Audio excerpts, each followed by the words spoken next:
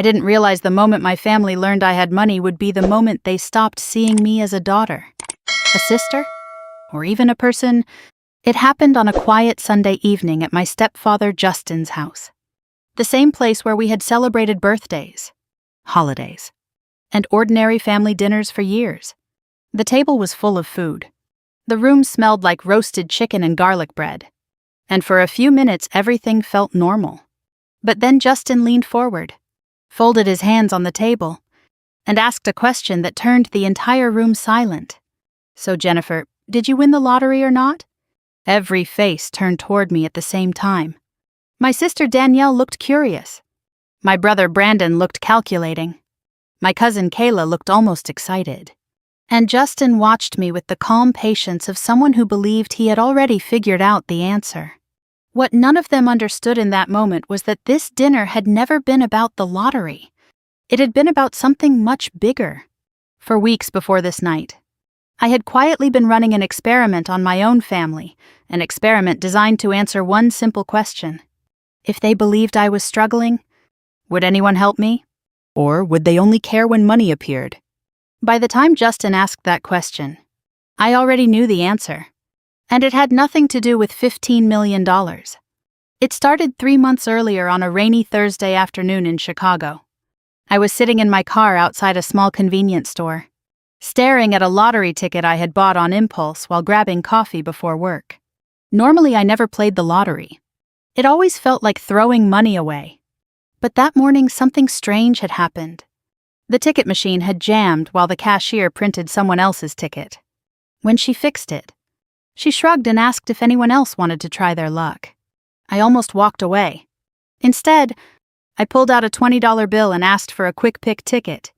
It felt meaningless at the time.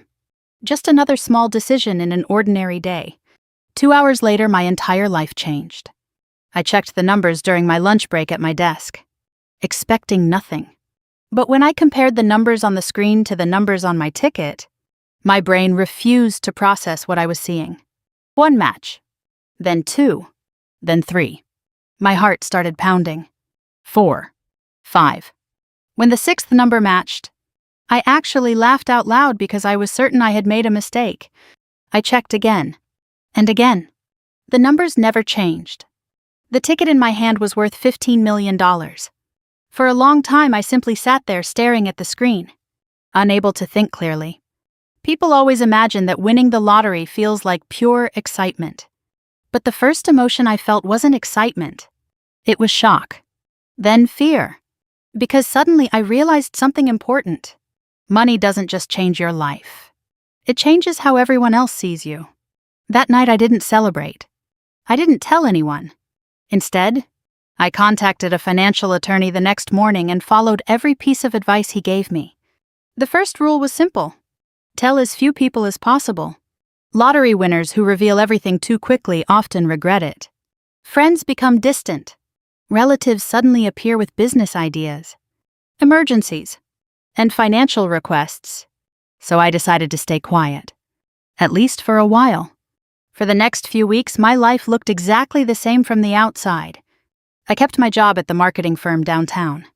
I still lived in the same modest apartment. I still drove my old sedan to work every morning. But internally, everything felt different. Every time my phone rang and a family member called, I found myself wondering how they would react if they knew the truth. My family had never been cruel people, but they had always been complicated. My older sister Danielle liked to present herself as the responsible one in the family. She often reminded everyone that she had the most stable career and the most practical mindset. Brandon, my younger brother, was always chasing some new business idea that never quite worked out. And Justin, my stepfather, had built his entire identity around being the smartest financial mind in the room. Money had always been a quiet theme in our family conversations. Who was doing well? Who was struggling? Who was making smart decisions? And who wasn't? One evening while thinking about all of this, a strange idea came into my mind. What if I tested them? What if I mentioned that I was having financial trouble and watched how they reacted? Not a dramatic crisis. Just a small problem. Something simple, like a bank issue that temporarily locked my account.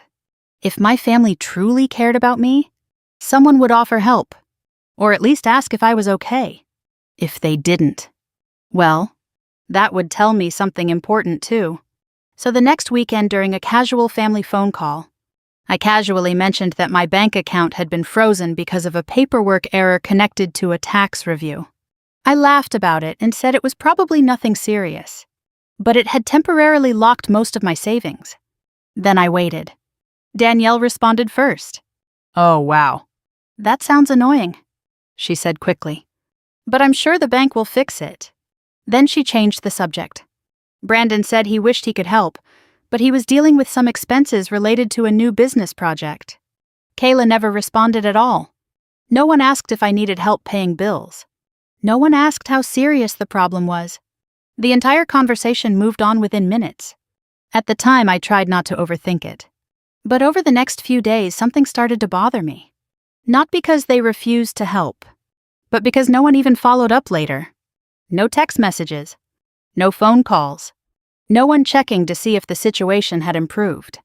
That was the moment I realized my little experiment might reveal more than I expected. And I had no idea that only a few weeks later, a single email notification on my laptop screen would accidentally expose everything to the one person in my family who understood exactly what $15 million could mean. The first person I called after realizing the lottery ticket was real wasn't a friend, a family member, or even a financial advisor. It was a lawyer. I sat in my car outside the office building where I worked, my hands still shaking as I searched online for attorneys who specialized in financial planning for lottery winners. Everything I had read during the last hour said the same thing. Before you tell anyone, before you claim the prize publicly, before you even celebrate, talk to a lawyer.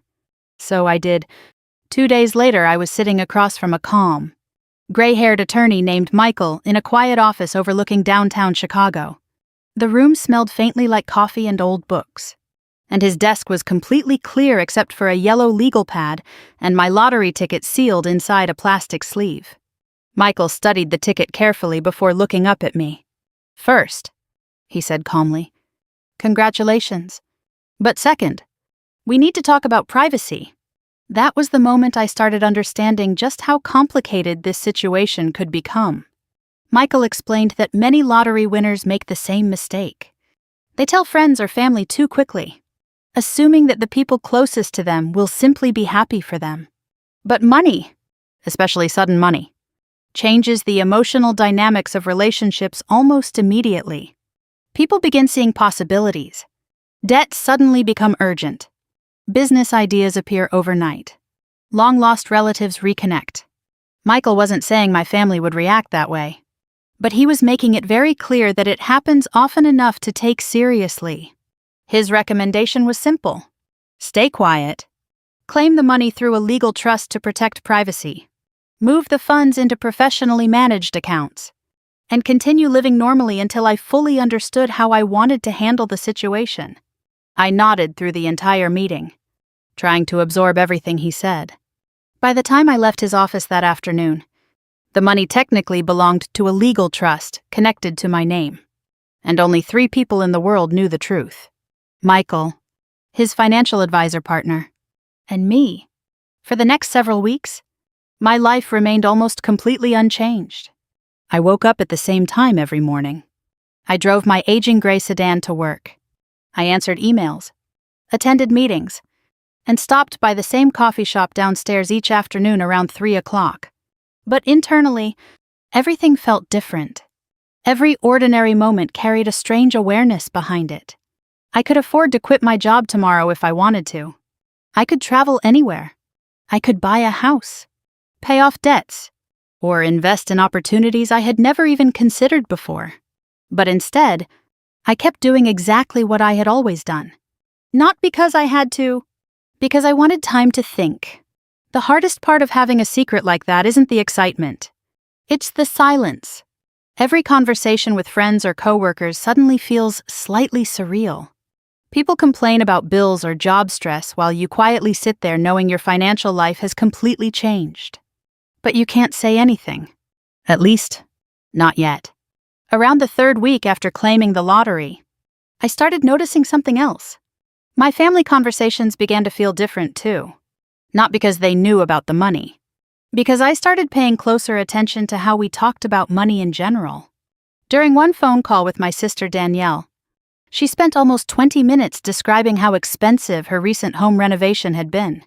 "It's crazy," she said. "Everything costs twice as much now." I listened quietly while she described contractor fees and furniture costs.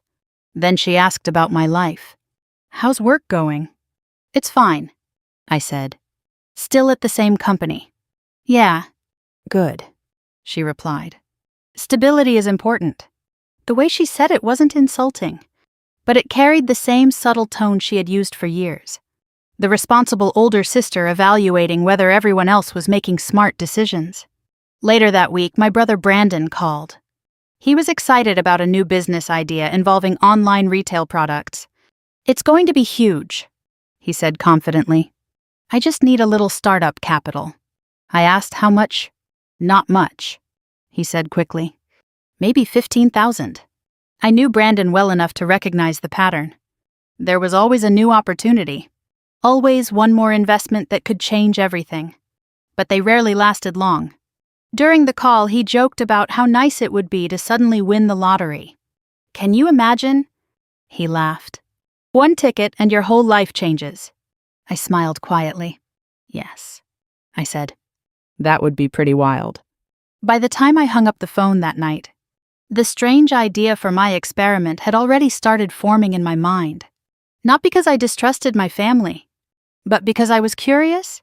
Money had always been a subtle influence in our conversations. Who had it? Who didn't? Who managed it well? Who didn't? What would happen if they believed I didn't have enough? That was when I mentioned the bank problem during our next group phone call. It wasn't dramatic. Just a casual comment while everyone was discussing their week. "I'm dealing with a weird situation with my bank," I said. Something about a tax review froze my account temporarily. Danielle responded quickly. "That's annoying," she said. "Banks are always messing things up." Brandon laughed. "Maybe they think you're hiding millions somewhere." Everyone chuckled. Then the conversation moved on. At first, I told myself not to read too much into the moment. People get distracted. Conversations shift. Life gets busy. But over the next few days, something began bothering me. Not one person followed up. No one asked if the issue had been resolved. No one checked whether I needed help paying rent or covering bills. The subject simply disappeared. And the more I thought about it, the more I realized something uncomfortable. If my situation had actually been serious, no one in my family would have known, because no one had bothered to ask. That was the moment my curiosity about the experiment turned into something deeper. I wanted to know what would happen if the situation flipped. If they believed I had money instead of problems. What would change? And how quickly would it happen? At the time, I had no idea that the answer to that question was already quietly sitting on my kitchen table, inside an email notification that would appear on my laptop screen a few days later. An email that one unexpected visitor in my apartment would accidentally see, and that single moment would set off everything that followed. The silence after that phone call lasted longer than I expected. For a few days, I kept telling myself that my family was probably just busy. People forget things. Conversations get lost in the noise of everyday life. Maybe Danielle assumed the bank issue had already been solved. Maybe Brandon simply didn't think it was serious. But as the days passed, the absence of even the smallest follow-up began to feel heavier. Not one message. Not one quick text asking, "Hey, did the bank fix that problem?" It wasn't the lack of financial help that bothered me. I hadn't expected anyone to offer money. What surprised me was the complete lack of curiosity about whether I was okay. 3 days later, I tested something. I sent Danielle a short message. "Still trying to figure out the bank situation. It's kind of stressful." She replied almost immediately. "Oh, wow. That sounds frustrating. Banks are terrible with paperwork." Then she added a smiling emoji. That was it. No questions. No concern. No offer to help look into it. The conversation ended right there. I stared at my phone for a long moment before setting it down on the kitchen counter. It was strange how a situation could feel both disappointing and enlightening at the same time.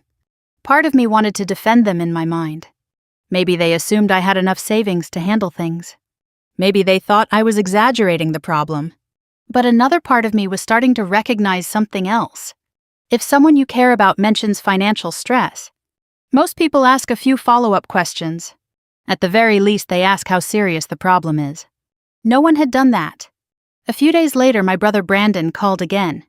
His voice was full of energy, the way it always was when he was excited about something new. "I've been thinking about that business idea I told you about," he said. "The online retail thing. I found a supplier." "That's great," I replied. "Yeah, it's looking promising. I just need a little extra capital to get the inventory started." I smiled slightly. "How much?" "Probably around 15,000, he said. "Maybe 20 if I want to move faster."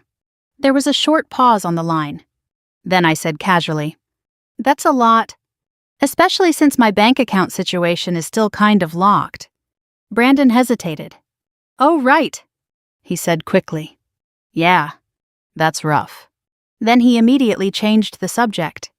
"So anyway, if I can figure out the funding, I think this could really work." By the time the call ended, I was beginning to understand something important. The experiment I had started almost by accident was revealing patterns I had never really noticed before.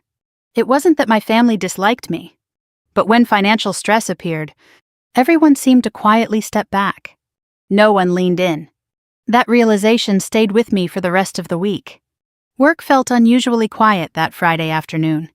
Most of my coworkers had already left early, and the office lights reflected softly off the windows overlooking the Chicago skyline.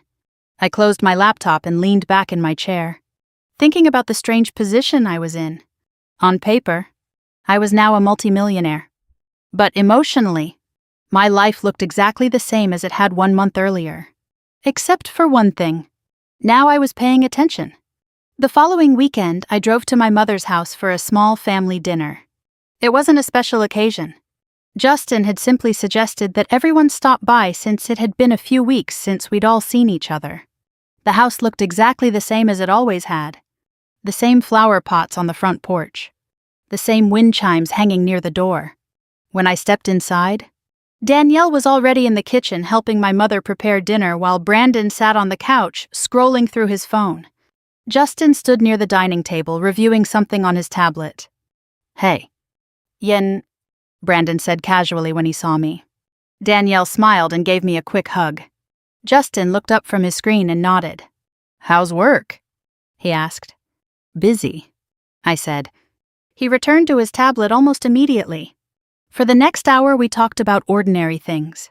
Work projects, housing prices, a neighbor who had recently moved away. At one point, Danielle began describing a problem she had with a contractor who was renovating part of her house. They quoted one price and then suddenly added another 10,000, she said, shaking her head. "It's ridiculous." Justin leaned back in his chair. "That's why you always review contracts carefully," he said. "Money disappears fast when people aren't paying attention." Then he glanced toward me. "Jennifer, how's that bank issue you mentioned?" The question caught me slightly off guard. "Oh, it's still being reviewed," I said. "Apparently it's something connected to a tax verification process." Justin nodded slowly. "Banks usually resolve those things eventually," he said calmly. His tone sounded neutral, but there was something in the way he watched my face that felt different. Justin had always been the analytical one in the family. Real estate deals, investment discussions, financial planning, those were the topics that interested him most. For the rest of dinner, he said very little. But every once in a while, I noticed him observing the conversation quietly. Later that evening, after most of the dishes had been cleared away, Justin approached me near the kitchen counter. "You still living in the same apartment?" he asked. "Yeah. Chicago rent isn't cheap." I shrugged slightly. "It's manageable." He studied my expression for a moment before nodding. "Well," he said, "if you ever want help reviewing financial situations, I've spent most of my career dealing with investments and contracts. I appreciate that." I replied. He gave a short smile and returned to the living room. At the time, the conversation didn't seem especially important. But as I drove home later that night, something about the way Justin had been watching the room stayed in my mind. Justin was the kind of person who noticed details, patterns, numbers, opportunities. And a few days later, when he unexpectedly called me and asked if he could stop by my apartment for a quick visit, I had no idea that the quiet little experiment I had started with my family was about to take a completely different direction. Because sometimes the biggest turning points in life don't begin with dramatic moments. Sometimes they begin with a single visitor noticing something on a laptop screen that wasn't meant to be seen. Justin's call came on a quiet Tuesday afternoon while I was finishing a report at work. His name on my phone screen immediately felt unusual. Justin rarely called me directly unless it involved a family gathering or something my mother had asked him to pass along. "Hey, Jennifer," he said when I answered. His tone sounded casual. "I'm actually in your neighborhood today. Had a meeting with a real estate client downtown." "Oh," I said. "Yeah. I remembered you once mentioned a lease renewal coming up on your apartment. If you want, I could swing by and take a quick look at the contract. Sometimes landlords sneak weird clauses into those things."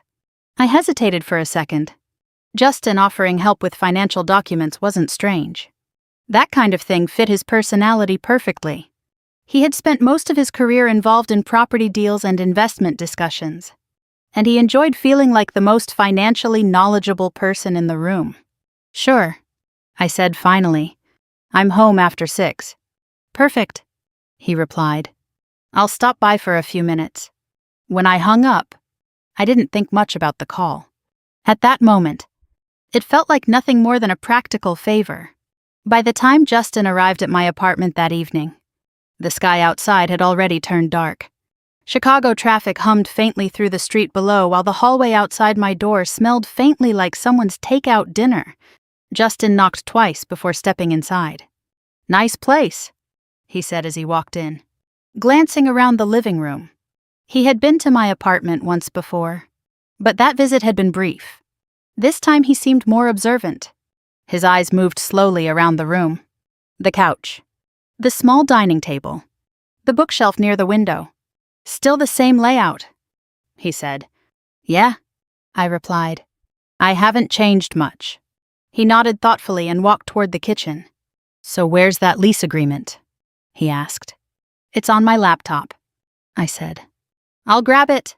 I walked to the kitchen counter where my laptop sat open.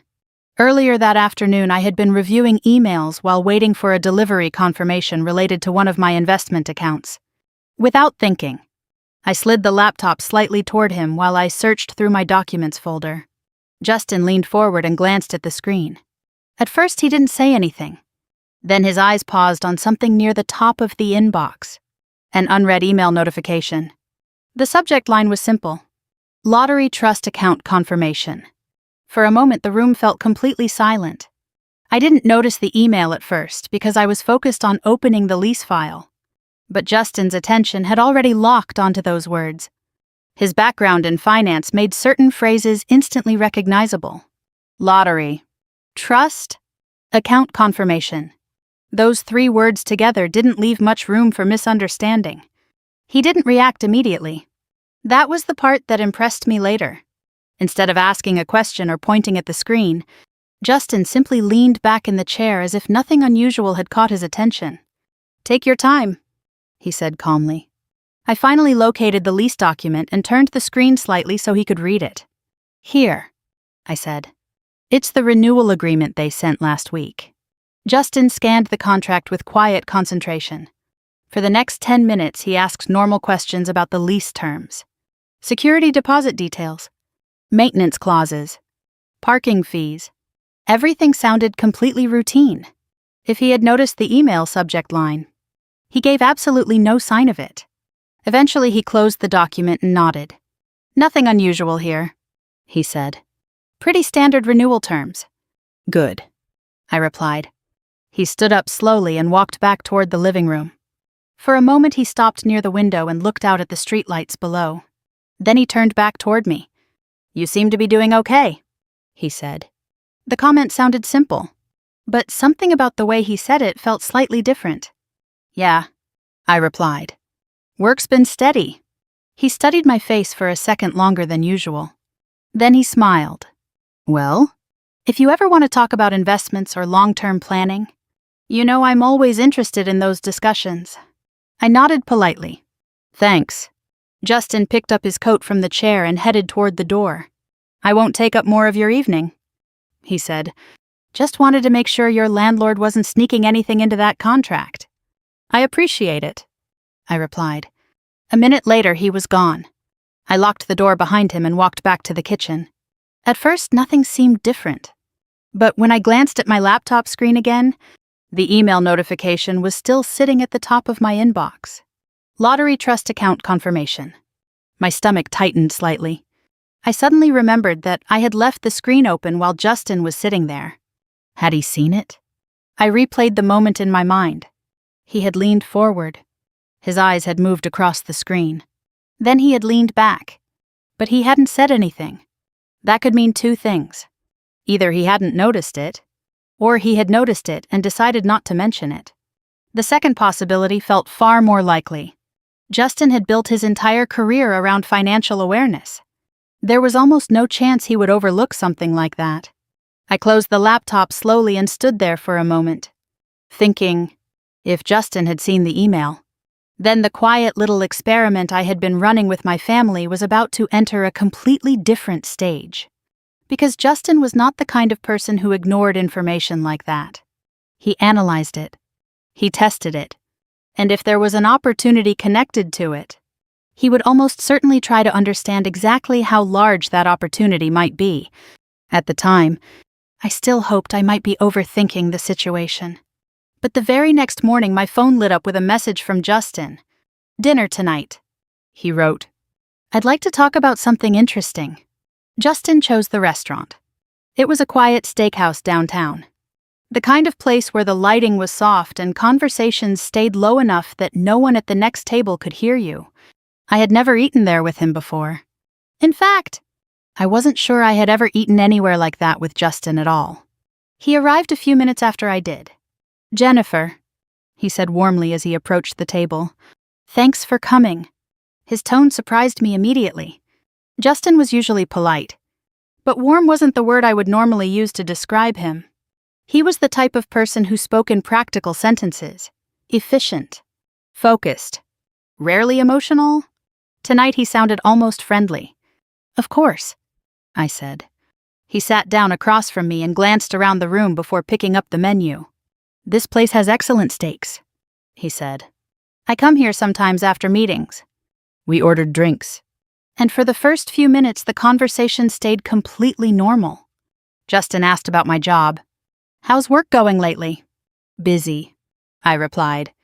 You still working with the marketing firm downtown? Yeah. He nodded approvingly. Stability is important, he said. A lot of people underestimate that. The waiter brought our drinks, and Justin leaned back slightly in his chair. You know, he continued, I've been thinking about something since my visit to your apartment the other night. My attention sharpened immediately. Oh, I said. I was reviewing a property development project earlier this week, he said casually. It reminded me how many opportunities people miss simply because they don't have capital available. I took a sip of water. Opportunities like what? Real estate developments, investment partnerships, business expansions, he replied. Those things can produce excellent returns if someone gets involved early. He spoke smoothly, like someone giving a lecture he had delivered many times before. And the interesting part, he continued, is that sometimes people unexpectedly come into money but don't realize how powerful it can be if it's invested properly. There it was. The first test. He hadn't mentioned the email. He hadn't said anything about the lottery. But the direction of the conversation was becoming obvious. Unexpected money, I asked. Sure, he said with a small shrug. Inheritance. Legal settlements. Lottery winnings. Life surprises people sometimes. I kept my expression neutral. I guess it does. Justin studied my face carefully. For a few seconds he didn't speak. Then he smiled slightly. "I'm working on a development deal right now," he said. "Luxury apartment complex just outside the city. The investors are expecting strong returns within 2 years." "That sounds interesting," I replied. "It is," he said. "But projects like that require capital at the beginning." The waiter arrived with our food, and Justin paused while the plates were set down. As soon as the waiter left, he continued speaking. "You'd be surprised how many people underestimate the value of being involved in opportunities like that early." He cut a piece of steak and added casually, "If someone suddenly had access to significant funds, it could change their financial future completely." I understood exactly what he was doing. He was fishing, trying to see if I would react, trying to see if I would reveal something without him asking directly. "I don't really have the kind of money needed for investments like that," I said calmly. Justin didn't respond right away. Instead, he continued eating while watching me quietly. Finally, he set his fork down. "Sometimes people hide money," he said thoughtfully. "Not necessarily out of dishonesty. Sometimes they just want privacy." I shrugged slightly. "That makes sense. Privacy can be important," he said. There was another short silence between us. Then he leaned slightly forward. "You know," he said calmly, "families are often the best people to share financial opportunities with." I met his gaze. "How do you mean?" "Well," he replied, "if someone in the family suddenly had access to capital, it would make sense to discuss it with people who have experience managing investments." There it was. The closest he had come so far to saying what he suspected. "You've been working in real estate a long time," I said. "That's true," he replied. "And you've helped investors grow their portfolios significantly." I nodded slowly. "That's impressive." Justin smiled faintly. "Experience matters." But I didn't say anything else. After a moment, he leaned back again. "Of course," he said lightly. "I'm just speaking hypothetically."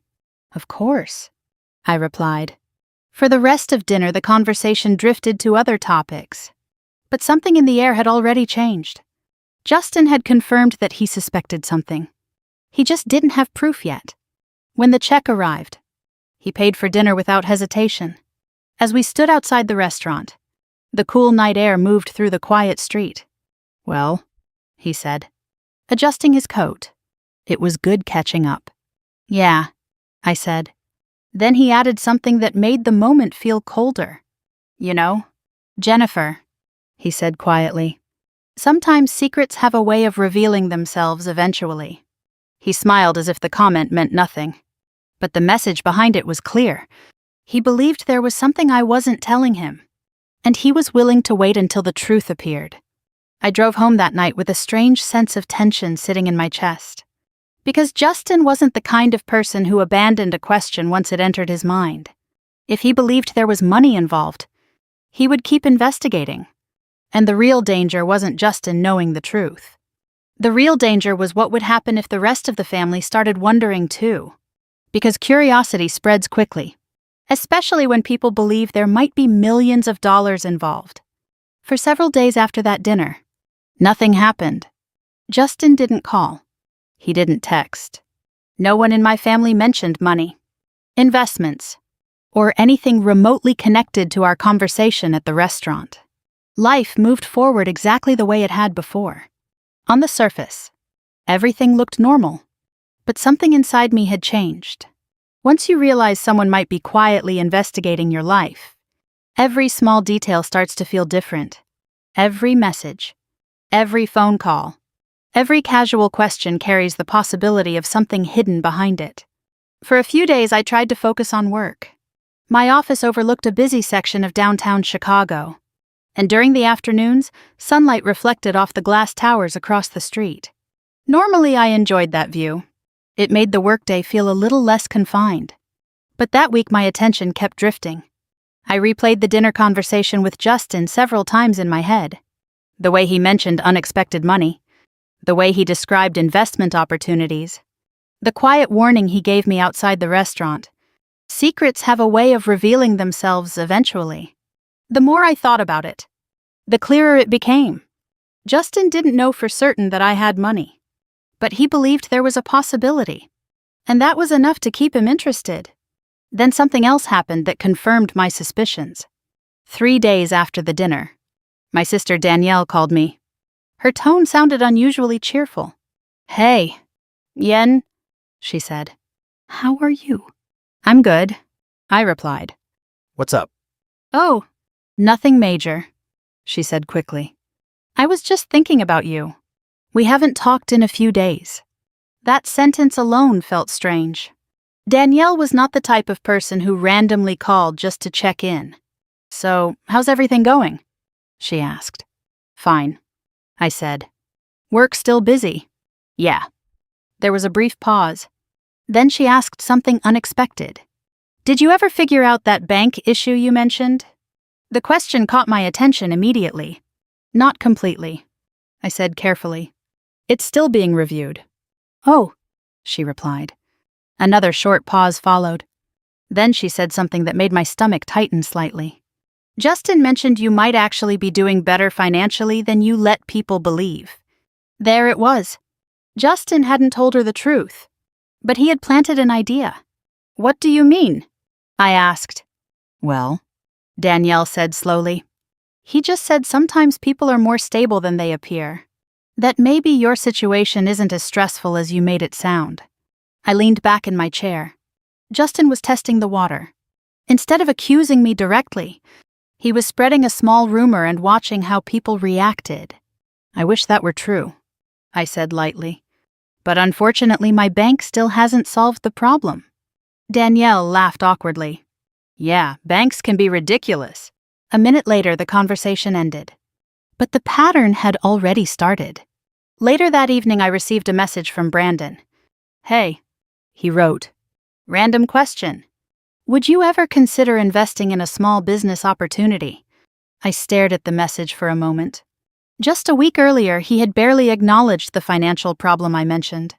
Now suddenly he was asking about investment opportunities. "What kind of opportunity?"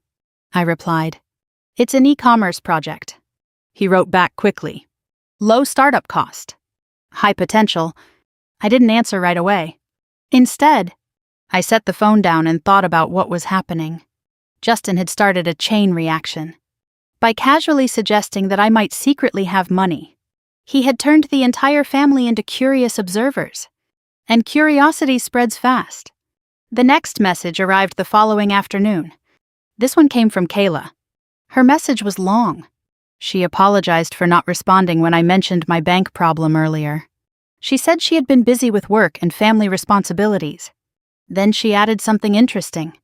"If you ever want to talk about finances or planning for the future, I'd be happy to help brainstorm ideas." Kayla had never offered financial advice to anyone before. The sudden generosity felt almost theatrical. By the end of the week, the pattern was impossible to ignore. People who had ignored my supposed financial stress were suddenly reaching out with concern, curiosity, and business ideas. Justin's rumor was working. He hadn't proven anything, but he had created just enough uncertainty to make everyone start paying attention. And the more they wondered about it, the more their behavior began to change. That realization made something very clear. Justin wasn't trying to expose my secret directly. He was applying pressure. If someone believes a family member might be wealthy, the truth usually comes out eventually. Someone asks the wrong question. Someone shares information accidentally. Someone reacts emotionally. And the secret reveals itself. It was a clever strategy. But Justin had made one mistake. He assumed I would panic. Instead, I stayed exactly the same. I went to work every day. I kept driving my old car. I continued living in the same apartment. Whenever anyone asked about finances, I repeated the same story about my bank account still being under review. After several days of this quiet tension, my phone lit up with another message from Justin. The message was short. "Family dinner this weekend," he wrote. "Everyone's coming. You should be there." I read the message twice. Justin rarely organized family gatherings himself. That was usually something my mother handled. But this time, he was the one sending the invitations. And suddenly everything made sense. The rumors, the questions, the growing curiosity. Justin wasn't just waiting for information to appear. He was creating a situation where the truth could be forced into the open. A room full of family members. A dinner table. A conversation where someone would eventually ask the question everyone was thinking. By the time I put my phone down that night, I understood something clearly. The quiet experiment I had started weeks earlier was about to reach its most important moment. Because when families start gathering around a table with curiosity about money, the conversation rarely stays polite for long. And if Justin was planning what I thought he was planning, the next dinner with my family was going to be very different from all the others. The restaurant Justin chose for our dinner felt too quiet for a casual family conversation. Soft lights hung above each table, and the low murmur of distant conversations blended with slow jazz music drifting through the room. The kind of place where people discussed business deals, not ordinary family life. Justin was already seated when I arrived. He stood when he saw me, smiling politely. "Jennifer," he said. "Glad you could make it." His tone sounded warmer than usual, almost friendly in a way that felt slightly unfamiliar. "Of course," I replied as I sat down. For a few minutes, the conversation stayed completely ordinary. Justin asked about my job. "How's the marketing firm treating you these days?" "Busy," I said. "But good. You've always been reliable," he replied. "Consistency matters more than people realize." The waiter arrived to take our drink orders, and Justin leaned back in his chair once we were alone again. "You know," he said casually, "I've been thinking a lot lately about how quickly life can change." I raised an eyebrow slightly. "How so?" "Well," he said, folding his hands together on the table, "sometimes people come into opportunities they never expected." He paused briefly before continuing. "Inheritance, business deals, even something like a lottery win?" The word hung in the air between us. "Lottery." He had said it lightly, almost jokingly, but the timing felt deliberate. "Life can definitely surprise people," I said calmly. Justin watched my expression carefully. Then he smiled faintly. "I've seen it happen many times in the real estate world," he continued. "Someone suddenly gets access to capital and everything changes." The waiter returned with our drinks, and Justin waited until he left before continuing. "Money opens doors," he said, "but only if it's handled properly." I took a sip of water and said nothing. Justin seemed comfortable with the silence. Then he spoke again. "I'm actually working on a development project right now," he said. "Luxury apartment complex outside the city. Early investors could see significant returns." "That sounds like a big project," I said. "It is," he replied. "But opportunities like that don't come around often." He cut into his steak slowly. "Of course. Projects like that require investors who have access to capital." I could feel where the conversation was heading. "And if someone suddenly had access to money," he continued calmly, "it would be wise to place it into the right investments." He looked up from his plate. "Don't you think?" "I suppose so," I replied. Justin studied my face again. "You know," he said thoughtfully, "sometimes people keep financial situations private." "Which makes sense." I nodded slightly. "Privacy can be important." "Yes," he agreed. "But sometimes privacy also prevents good opportunities." There was a quiet pause between us. Then Justin leaned forward slightly. "Families," he said carefully, "should usually help each other make smart financial decisions." The sentence sounded innocent on the surface, but the meaning behind it was obvious. "If someone had money," I said slowly, "they'd probably want good advice." "Exactly," Justin replied. "And you've always enjoyed giving financial advice." He smiled faintly. "That's true. But I didn't say anything else." Justin watched me for several seconds, clearly waiting to see if I would reveal something. When I didn't, he leaned back again. "Of course," he added casually. "This is all hypothetical." "Of course," I replied. Dinner continued with lighter conversation after that. Work stories, Chicago traffic, a few comments about rising housing prices. But underneath the surface, the earlier tension remained. Justin was clearly trying to confirm something. He just didn't have the evidence yet. When the meal ended, Justin paid the bill without hesitation. Outside the restaurant, the night air felt cool and quiet compared to the warm dining room we had just left. We stood near the entrance for a moment. "Well," Justin said, adjusting his coat. This was a good conversation. "Yeah," I said. Then he looked directly at me. "You know something interesting about secrets," he said quietly. "What's that?" "They tend to come out eventually." He smiled as if he had just made an ordinary observation. But the message behind it was unmistakable. Justin believed I was hiding something, and he was patient enough to wait until the truth revealed itself. I drove home slowly that night. Chicago's streetlights passed one by one outside my windshield while the conversation replayed itself in my mind. Justin had tested me several times during dinner. He mentioned lottery winnings. He talked about investment opportunities. He hinted that families should manage money together. And each time he waited to see how I would react. But the most important moment had been his final sentence. "Secrets have a way of coming out eventually." That wasn't just a casual remark. It was a warning. Justin believed the truth was somewhere nearby, and he intended to find it. The real problem wasn't Justin knowing. The real problem was what would happen if he convinced the rest of the family to start asking questions too. Because once curiosity about money begins spreading through a family, it rarely stays quiet for long. And if Justin decided to test that theory, the next conversation with my family could look very different from any we had before. For a few days after my dinner with Justin, everything went strangely quiet. No phone calls. No messages. No sudden questions about money or investments. Life continued as if nothing unusual had happened. I went to work every morning, answered emails, sat through meetings, and stopped by the same coffee shop downstairs in the afternoon. From the outside, my routine looked exactly the same as it had before. But something about the silence felt unnatural. Justin was not the type of person who simply dropped a question once it entered his mind. If he believed there was money involved, he would keep looking for confirmation. The quiet meant he was thinking, or planning. 3 days later, the first sign appeared.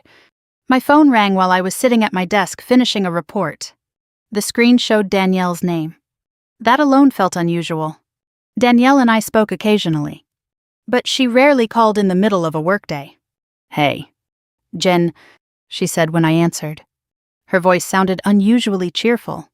"Hey," I replied. "What's up?" "Oh, nothing major," she said quickly. "Just wanted to check in." The sentence sounded casual, but something about the tone felt slightly rehearsed. "How's work?" she asked. "Busy," I said, still with the same company. "Yeah." She paused for a moment. Then she asked the question I'd been expecting. "Did you ever figure out that bank situation you mentioned the other week?" I leaned back in my chair. "Not yet," I said carefully. "Apparently the bank is still reviewing something connected to taxes." "Oh," she said. Another short pause followed. Then she said something that immediately confirmed my suspicions. "Well, Justin mentioned something interesting the other day." My attention sharpened. "What did he say?" "Nothing specific," she replied. "Just that sometimes people appear more financially stressed than they actually are." I stayed quiet. Danielle continued. "He said maybe your situation isn't as serious as you made it sound." There it was. Justin hadn't revealed the truth, but he had planted an idea. A small rumor. Just enough to make people curious. "I wish that were true," I said lightly. "But the bank still hasn't fixed anything." Danielle laughed awkwardly. "Yeah, banks can be ridiculous." A minute later, the call ended. I set my phone down slowly. Justin's strategy was becoming clear. Instead of confronting me directly, he was spreading uncertainty through the family. If people believed I might secretly have money, someone would eventually ask the right question. And if the pressure grew strong enough, the truth might reveal itself naturally. That evening I received another message. This time it was from Brandon. "Hey." The message read, "Random question. Would you ever be interested in investing in a small business idea?" I stared at the screen for a moment. Just a week earlier, Brandon had barely acknowledged the financial issue I mentioned. Now suddenly he was talking about investments. "What kind of business?" I replied. "It's an e-commerce project." He wrote back immediately. "Low startup cost. Huge potential." I didn't respond right away.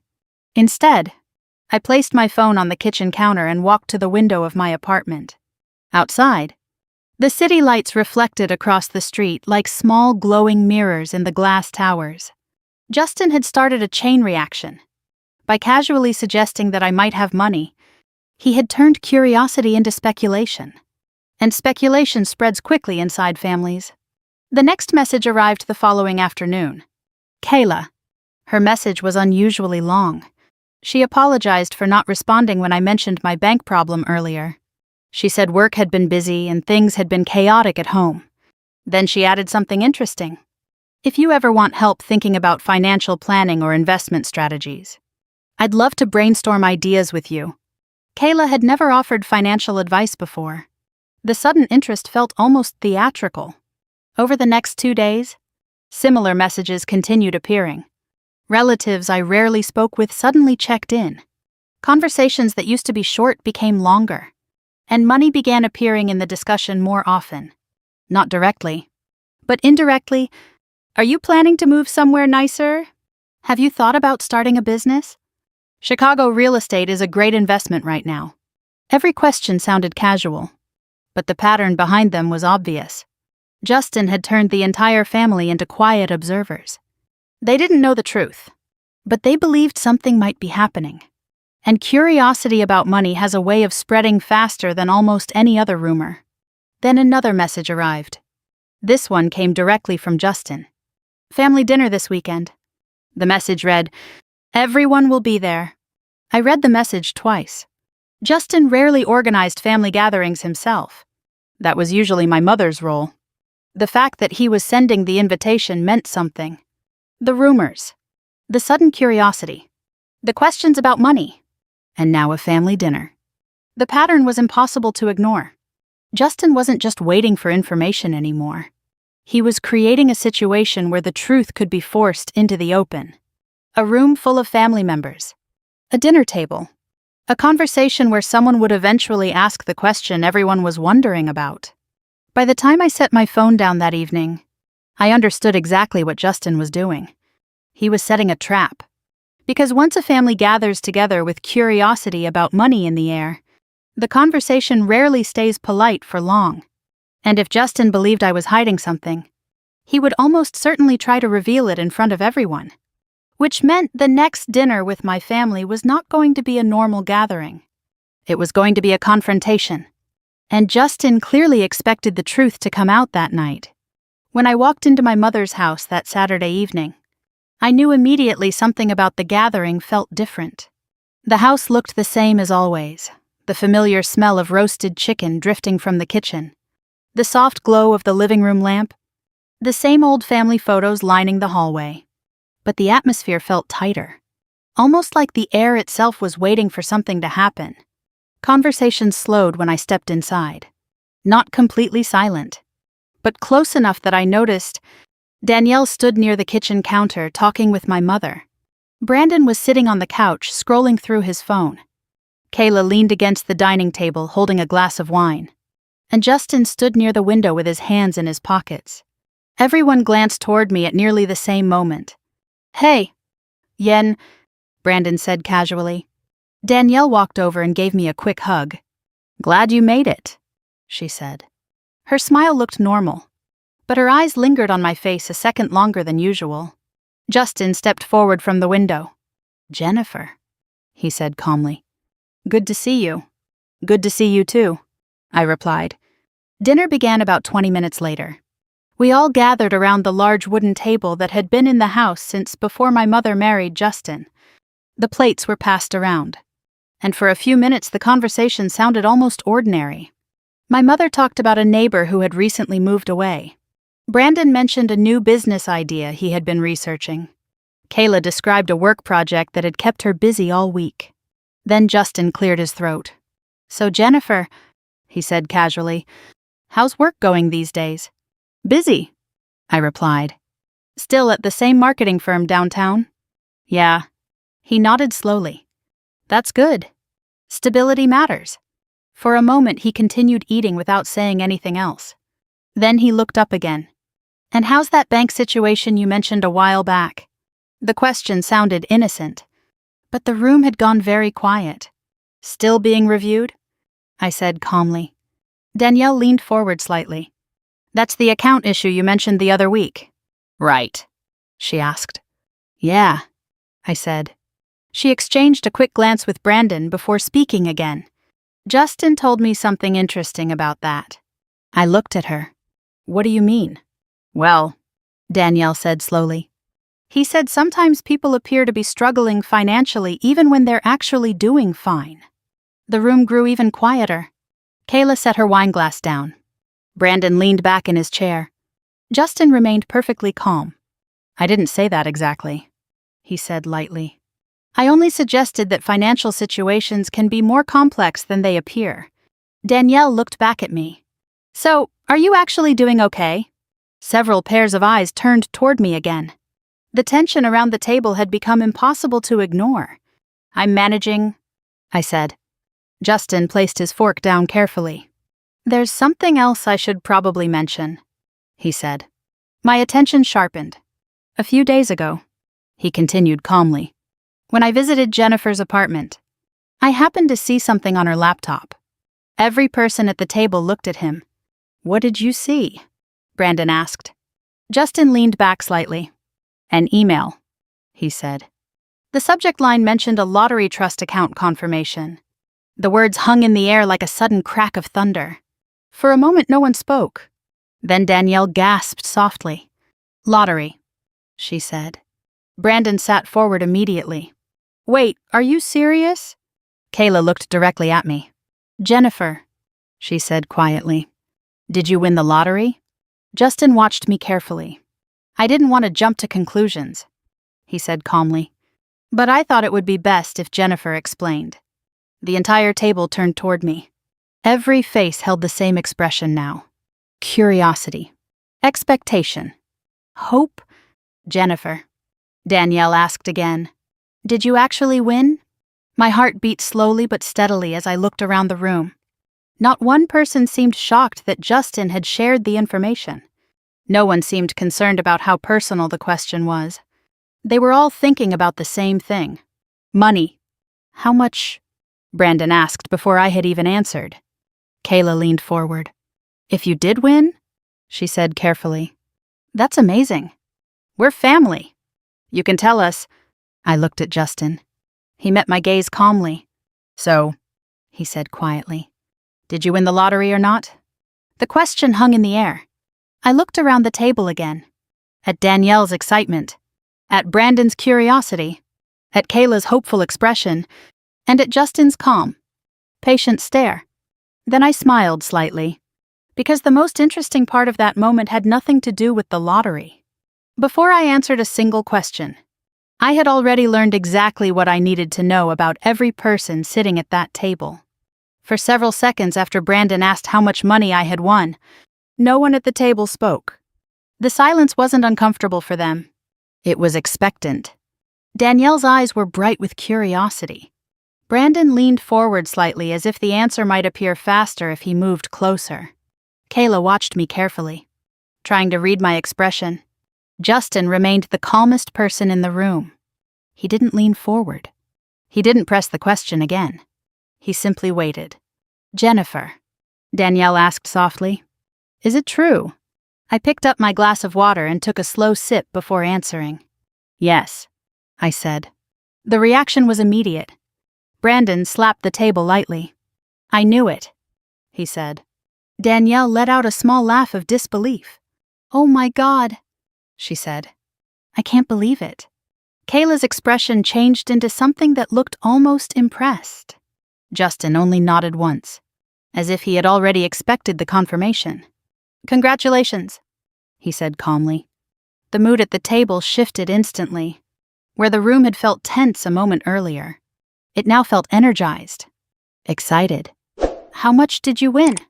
Brandon asked again, this time more eagerly. I set my glass down. A little over 18 million after taxes, I said.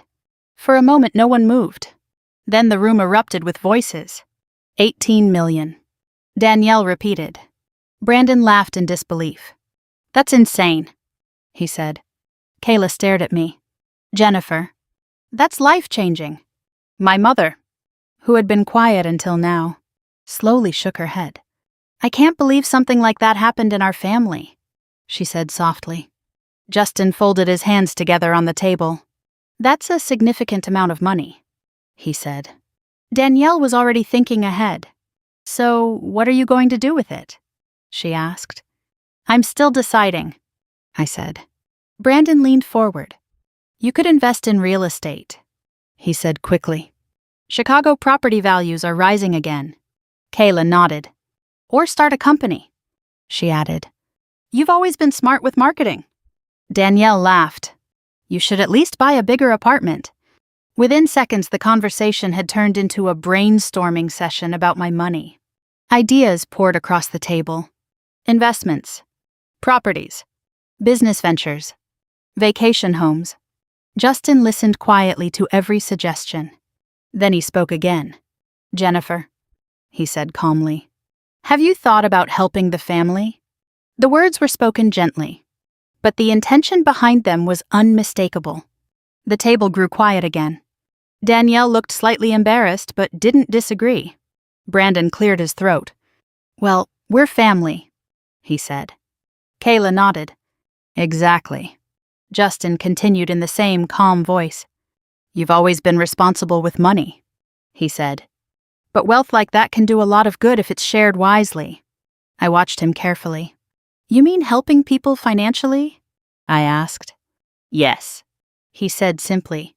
Danielle spoke next. I mean, not that anyone expects anything, she said quickly. Brandon raised an eyebrow. But if someone in the family had the chance to help everyone, he added, that would be pretty amazing. Kayla nodded. Especially if it could improve everyone's situation. The air around the table felt very different now. Curiosity had transformed into opportunity. Justin leaned slightly forward. For example, he said, Brandon has been trying to start his own business for years. Brandon didn't deny it. And Danielle has been struggling with her mortgage. Justin continued. Danielle looked down at the table. And Kayla's student loans are still significant. Kayla shifted in her seat. Justin finished his thought calmly. With the kind of resources you now have, Jennifer, you could solve several problems in this family. I let his words settle in the silence. Then I looked around the table again. Every person waited for my response. Not one of them looked uncomfortable with the direction the conversation had taken. Instead, they looked hopeful, eager, expectant. Justin, I said slowly. Yes. You found out about the lottery by accident, right? He nodded once. Yes. And you told everyone here about it before tonight. He didn't hesitate. I thought transparency would be better than rumors. I smiled slightly. Of course. Brandon leaned forward again. So what do you think? He asked. Would you consider helping? Danielle looked at me hopefully. It doesn't have to be huge, she said quickly. Just something small to get people back on their feet. Kayla added quietly. Even advice would help. Justin said nothing, but his eyes remained fixed on me. I rested my hands on the table and took a slow breath. Before I answer that, I said calmly, there's something important I should explain. The room went silent again. Danielle looked confused. What do you mean? I looked directly at Justin. You were right about one thing, I said. What's that? He asked. Financial situations can be more complicated than they appear. He held my gaze. Yes, he said slowly. I leaned back slightly in my chair. And the lottery, I continued calmly, is only part of the story. The confusion around the table deepened instantly. What do you mean, part of the story? Brandon asked. Danielle frowned. There's more. Kayla stared at me. Jennifer? What are you talking about? Justin's expression didn't change, but I could see the faintest flicker of curiosity in his eyes. Because he believed he had already uncovered the biggest secret. And he had no idea that the real one hadn't even been mentioned yet. The confusion around the table deepened the moment I said the lottery was only part of the story. Brandon frowned immediately. "What do you mean it's only part of the story?" he asked. Danielle looked from me to Justin and back again. "Jennifer, what else is there?" she said. Kayla sat very still, watching my face closely as if trying to solve a puzzle. Justin remained silent, but I could see that same calculating attention in his eyes again. He believed he had already uncovered the secret. Now he was trying to determine what he had missed. I folded my hands calmly on the table. "The lottery money is real," I said. "But that isn't the only reason my financial situation changed." Brandon leaned forward again. "Then what is the other reason?" I paused for a moment before answering. "About 8 months ago," I said, "someone in our extended family passed away." My mother looked confused. "Who?" she asked. "My father's older brother," I said. For a moment she stared at me. "Your Uncle David?" I nodded. "Yes." My mother blinked slowly. "But you barely knew him," she said. "That's true," I replied. Danielle tilted her head. "So what does that have to do with anything?" Justin's eyes narrowed slightly, because he was beginning to see where this might be going. "My uncle never had children," I continued, "and he didn't stay in close contact with most of the family." Brandon shrugged. "I remember hearing about him once or twice. He spent most of his life working overseas," I said, "mostly in Singapore and Hong Kong." Kayla spoke softly. "That usually means serious money." I gave a small nod. "Yes." The table grew quieter. "What happened when he died?" Danielle asked. "He left behind a will," I said. Justin finally spoke again. "And," I looked directly at him. "And according to that will, most of his estate was placed into a private trust." Brandon frowned. "A trust for who?" "For me."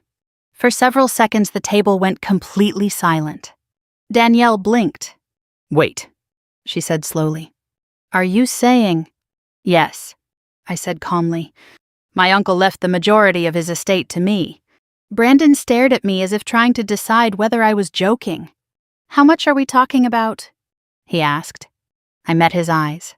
"Approximately $42 million. No one moved. Not even Justin. Danielle's mouth opened slightly.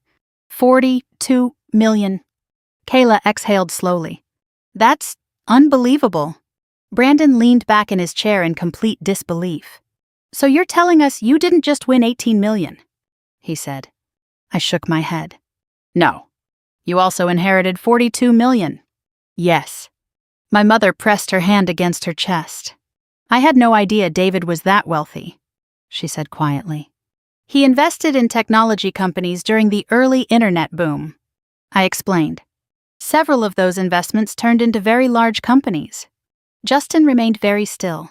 "So the trust was already established before the lottery," he said slowly. "Yes. And you received control of it 8 months ago." "That's correct." The entire table had fallen into stunned silence. Danielle finally whispered the number out loud. $60 million. Brandon rubbed his forehead. "That's insane." Kayla looked at me with a completely different expression now. Not curiosity. Not excitement. Something closer to awe. Justin spoke again, but his voice had become noticeably more careful. "And the trust belongs entirely to you?" "Yes." "No shared beneficiaries?" "No." "No distribution requirements?" I smiled slightly. "There are conditions," I said. Justin leaned forward. "What kind of conditions?" "The trust cannot distribute money to anyone who attempts to pressure the beneficiary for financial support," I said calmly. The room went silent again. Danielle looked confused. "What does that mean?" "It means," I said gently, "that if anyone tries to persuade me to give them money, the trust automatically blocks any financial gifts to that person." Brandon stared at me. "You're serious?" "Yes." Kayla's eyebrows lifted slightly. "That's a very specific rule. My uncle believed money changes how people treat each other." I explained. "He wanted to make sure the people around me valued our relationship for the right reasons." Danielle slowly looked around the table. Then she looked back at me. So, if someone asked you for money, the trust would permanently prevent me from helping them financially, I said. Brandon leaned back in his chair again. That's brutal. Kayla gave a small, thoughtful nod. It's actually very smart. Justin remained perfectly still. But the calm confidence he had earlier was gone, because he suddenly understood something very important. The entire conversation tonight had already crossed that line. He had encouraged the family to discuss my money. He had asked whether I would help. He had even listed everyone's financial problems. And if the trust rules were real, every word spoken at this table might already have consequences. I looked directly at him. My uncle believed one more thing, I added quietly. Justin met my gaze. What was that? He asked. That the moment people realize someone has money, I said, they reveal exactly who they really are. For a long moment after I finished speaking, no one at the table said a word. The silence felt heavier than anything that had been said all evening. Danielle looked down at her plate, slowly turning her fork between her fingers. Brandon stared at the table as if the wood grain had suddenly become fascinating. Kayla leaned back in her chair, her thoughtful expression returning. Justin was the only one still looking directly at me, but the confidence he had earlier was gone. He had expected to expose a secret. Instead, he had exposed something else entirely. So, Brandon finally said, clearing his throat, you're saying if someone asked you for money tonight, the trust would record it, I said calmly, and that would permanently block any financial transfers to that person. Danielle's face flushed slightly. Oh. She glanced toward Justin and then quickly looked away. Kayla spoke next. That's actually a fascinating legal structure, she said quietly. My uncle spent years designing it with his attorneys, I replied. Justin folded his hands together slowly. And how exactly does the trust determine whether someone is pressuring you? He asked. The trust manager reviews any situation where money is discussed directly with me, I said. If it appears someone is asking or encouraging financial support, that person becomes ineligible. Brandon let out a quiet whistle. So basically, he said, the moment someone starts thinking about your money, they lose the chance to ever receive it. Something like that, I said. Danielle suddenly pushed her chair back slightly. Well, I wasn't asking for anything, she said quickly. I was just curious. Kayla nodded. Same here, she said. We were just talking. Justin remained very calm. I never asked for money either, he said. That's true, I replied. But I didn't add anything else, because the room had already begun replaying the conversation in everyone's mind. Brandon remembered suggesting investments. Danielle remembered mentioning her mortgage. Kayla remembered talking about student loans. Justin remembered listing each person's financial problems one by one. And now every sentence carried a new weight. My mother finally spoke. Well, she said quietly, I think the real lesson here is that money makes situations complicated. Kayla gave a small smile. That's probably the most accurate thing said tonight. Brandon leaned back in his chair again. I guess it's a good thing none of us were actually asking for help. Danielle nodded quickly. Exactly. Justin slowly pushed his chair back from the table. That's probably enough financial discussion for one evening, he said calmly. No one argued. The energy around the table had changed completely. Earlier there had been excitement, possibility, even ambition. Now there was something else. Awareness. The dinner ended not long after that. People cleared their plates. Small conversations returned. But none of them mentioned money again. When I finally stood to leave, my mother walked me to the door. I didn't realize how much your uncle left you, she said softly. Neither did I replied. She studied my face for a moment. Be careful with it, she said. I will. As I stepped outside into the cool night air, I heard the front door close quietly behind me. The street was calm, silent. For the first time that evening, I allowed myself a small smile. Because the truth was, the trust rule wasn't the most important thing my uncle had left me. The real gift had already happened. Tonight I had seen exactly how people reacted the moment they believed money was on the table. I had seen curiosity turn into excitement, excitement turn into opportunity, and opportunity turn into expectation. But I had also seen something else. The moment people realized there might be consequences for those expectations, everything changed again. Conversations became careful. Motives became invisible. And suddenly, everyone remembered that relationships were supposed to matter more than money. As I walked toward my car, I realized my uncle had been right about one thing. Wealth doesn't change people. It reveals them. Sometimes quietly, sometimes painfully, but always clearly. If you enjoyed this story and the twist behind it, let me know what you would have done in the same situation. Would you tell your family the truth right away, or keep the secret a little longer? And if stories like this make you think twice about trust, loyalty, and the true cost of money, make sure you stay here on the channel, because the next story might reveal an even bigger secret. This story is fictionalized for dramatic effect.